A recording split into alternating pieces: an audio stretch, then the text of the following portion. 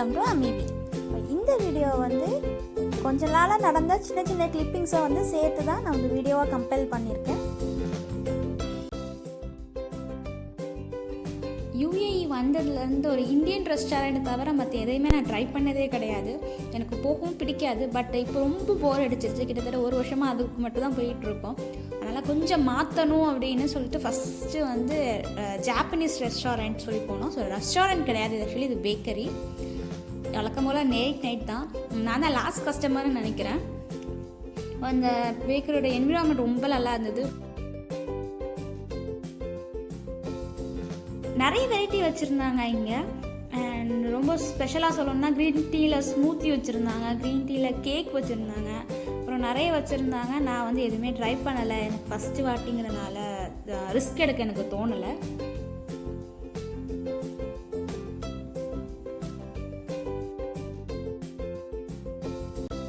First try பண்ணது வந்து Japanese cheese கேக்கா.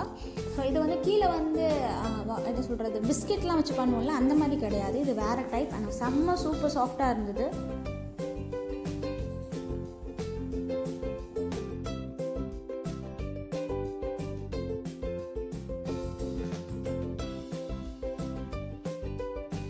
ஸோ ஸ்பைஸியாக ட்ரை பண்ணணும்னு சொல்லிட்டு இதை வாங்கியிருந்தோம்.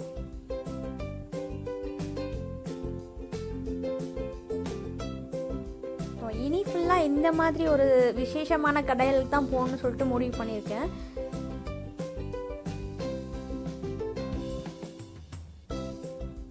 இது சொல்லியே ஆகணும். இது வந்து வீட்டுக்கு பக்கத்தில் வந்து லெபனீஸ்காரங்க இருக்காங்க. அவங்க வந்து அவங்க ஃபுட்டை நீங்கள் டேஸ்ட் பண்ணி பாருன்னு சொல்லிட்டு எனக்கு இந்த இது சோறு தந்துருந்தாங்க. இதில் வந்து நிறைய விஷயங்கள் இதுக்கு முன்னாடி எனக்கு தந்திருக்காங்க. அதில் நிறைய வெவ்வேறு ஐட்டம் போட்டிருந்தாங்க. இன்றைக்கி வந்து இது வந்து தொளி பருப்புன்னு நினைக்கிறேன். இதோட இன்க்ரீடியன்ட் நான் கேட்டு வச்சுருக்கேன், எழுதியும் வச்சுருக்கேன். இன்ஷால்லா இன்க்ரீடியன்ஸ் எல்லாம் வாங்கிட்டு வந்து இந்த ரெசிபியை ஒரு தடவை ட்ரை பண்ணி பார்க்கணும்.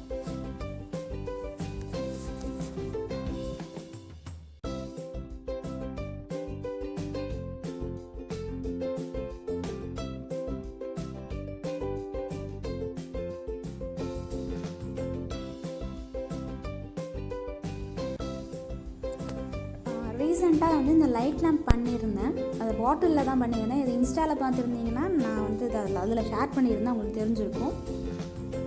இது பண்ணுறது ரொம்ப சிம்பிள். வந்து நான் ஆன்லைனில் தான் எடுத்தேன். ஸோ வரைகிறதுக்கு ரொம்ப போர் அடிச்சிருச்சு. ஸோ பென்சில் பெண்ணெல்லாம் எடுத்து வரைகிறது ரொம்ப கஷ்டம். ஸ்க்ரீன்ஷாட் எடுத்தேன், அதில் தான் இதெல்லாம் இருக்குது. ஸோ இதெல்லாம் நான் கட் பண்ணிடுவேன், இதெல்லாம் தேவை இருக்காது. அதனால தான் அதோட எடுத்துட்டேன். இந்த 2 பிக்கும் வந்து ஏதாவது ஒரு பிக் எனக்கு எது அம்சமாக வருதோ அதை மட்டும். இதுதான் வந்து இந்த பாட்டிலுக்கு கரெக்டாக வரும்னு நான் நினைக்கிறேன். ஸோ பாட்டில் ஆர்ட்டு தான் நான் சொல்லியிருந்தேன். இதை வந்து கட் பண்ணி இந்த பாட்டிலில் ஒட்ட போகிறேன். இதுதான் நான் யூஸ் பண்ணுற பாட்டில், கொஞ்சம் பெரிய பாட்டில். அதனால தான் நான் வந்து ஹாஃப் பேஜுக்கு வந்து பிரிண்ட் அவுட் எடுத்திருந்தேன். நீங்கள் வந்து குட்டி பாட்டிலாக இருக்குது அப்படின்னா வந்து இந்த பிக்சரை எப்படின்னா குவார்ட்டர் சைஸில் வந்து நீங்கள் அலைன் பண்ணி பிரிண்ட் அவுட் எடுத்துக்கோங்க. அப்படின்னா கொட்டுறதுக்கு கரெக்டாக வரும். இந்த பிக்சர்ஸில் வந்து நிறைய நெட்டில் இருக்குது. சும்மா கூகுளில் சர்ச் பண்ணாலே வருது. அதில் தான் நான் ஸ்க்ரீன்ஷாட் எடுத்தேன். இதுக்கு வந்து க்ளூ தேவைப்படும். ஸோ ரொம்ப கம்மியாக தண்ணி எடுத்துக்கோங்க. அப்புறம் ஒயிட் க்ளூ அதையும் வந்து எடுத்துக்கோங்க. இதோட ரேஷியோ அப்படின்னு கேட்டிங்கன்னா தண்ணி நிறைய இருக்கணும், க்ளூ கம்மியாக இருக்கணும்.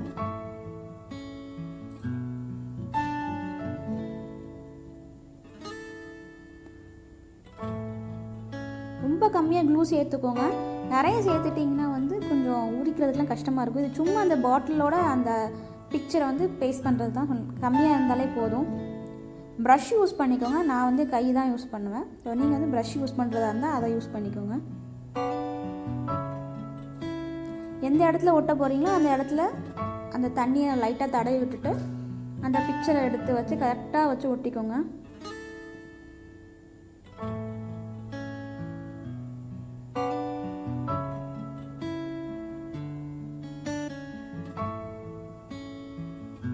கார்னர்லாம் கேப் இல்லாத அளவுக்கு கம்மை வச்சு ஒட்டிக்கோங்க. பிகாஸ் நம்ம ஸ்ப்ரே பெயிண்ட் வச்சு அடிப்போம். ஸோ சைடில் அடிக்கும் போது உள்ளோடி போயிடும். அதனால் எங்கேயுமே கேப் இல்லாத அளவுக்கு ஒட்டிக்கோங்க அதை.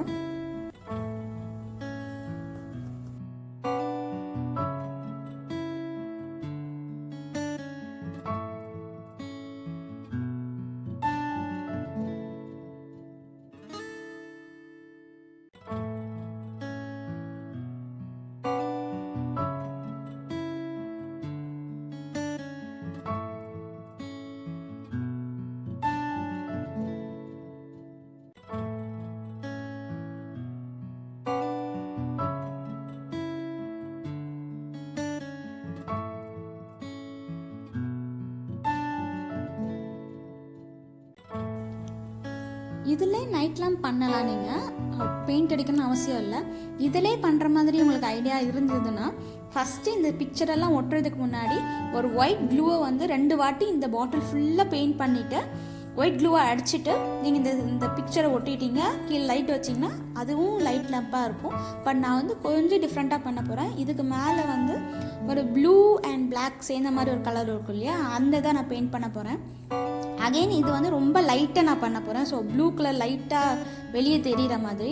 நீங்கள் வந்து கொஞ்சம் டார்க்காக வேணும்னா ஃபஸ்ட்டு ஒரு ஒயிட் அடிச்சுட்டு 3 வாட்டி வந்து இந்த பிளாக் கலர் பெயிண்ட்டை சுற்றி அடிச்சுக்கோங்க. 3 வாட்டி எப்படின்னா ஃபஸ்ட்டு வாட்டி அடித்த பிறகு காஞ்சிட்டு செகண்ட் வாட்டி அடிங்க. அதுவும் காஞ்ச பிறகு தேர்டு டைம் அடிச்சிங்கன்னா கரெக்டாக இருக்கும்.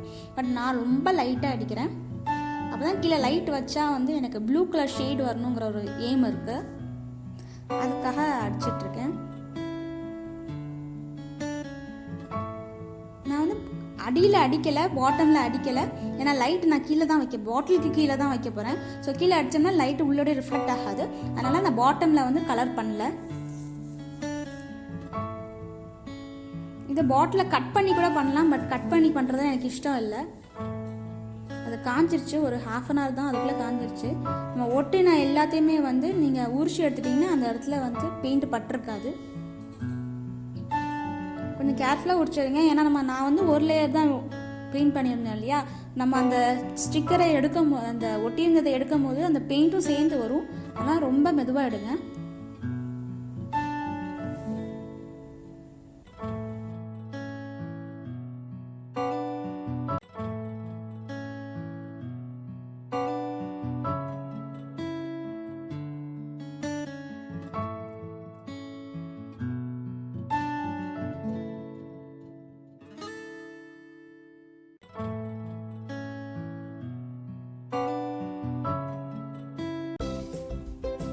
இது கொஞ்சம் சின்ன பிள்ளைத்தனமாக தெரியும். பட் ஆனால் ரொம்ப யூஸ்ஃபுல்லாக இருக்கும்னு நான் சொல்கிறேன். அண்ட் இதில் இந்த கிளிப்பு, அந்த கிளச்சு அண்ட் குட்டி குட்டி விஷயங்கள்லாம் வந்து மாட்டி வைக்கலாம்.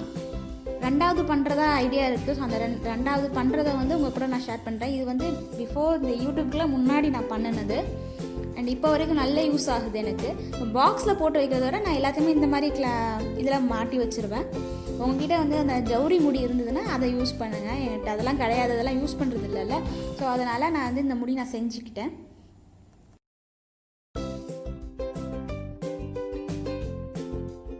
தேவையான அளவுக்கு எடுத்துகிட்டு கட் பண்ணி விட்டுக்கோங்க. அண்ட் இவ்வளோ தான் நம்மளுக்கு தேவைப்படும். எவ்வளோ திக்னஸ் வேணுமோ அது உங்களை பொறுத்தது. இந்த மாதிரி ஒரு ரவுண்டாக வரும். கரெக்டாக வச்சுட்டு ஒரு எண்டை மட்டும் கட் பண்ணி விடுங்க.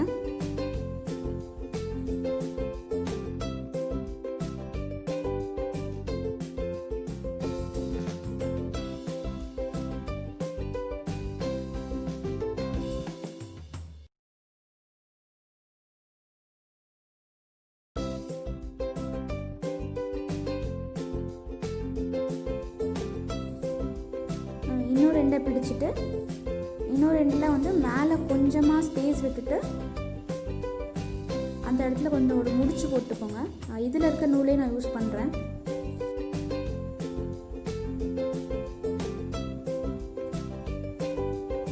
இதுக்கு மேலே ஒரு வெயிட் வச்சுட்டு 3ஆக பிரிச்சுட்டு பின்னி கட்டிட வேண்டியதுதான். இது கொஞ்சம் ஒல்லியாக தான் வரும். குண்டா வேணும்னா இன்னும் கொஞ்சம் நிறைய நூல் சுற்றிக்கோங்க. தேவையான அளவு நூலோட அளவு வந்து நம்மளுக்கு தான், அதோட லென்த்தும் நம்மளை பொறுத்து தான். ஃபஸ்ட்டு ஒன்று எனக்கு பெருசாக இருந்தது, செகண்ட் வந்து நான் கொஞ்சம் குட்டியாக எடுத்திருக்கேன்.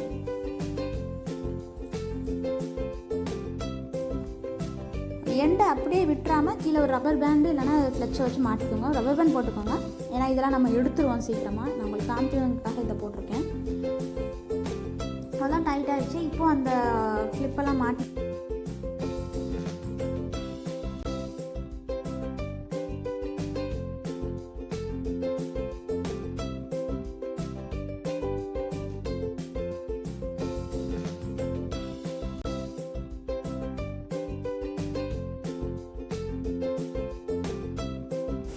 இந்த வீடியோ இதோட முடியுது. உங்களுக்கு இந்த வீடியோ பிடிச்சிருந்தா கண்டிப்பாக சேனலை சப்ஸ்கிரைப் பண்ணுங்கள், லைக் பண்ணுங்கள், கமெண்ட் பண்ணுங்கள்.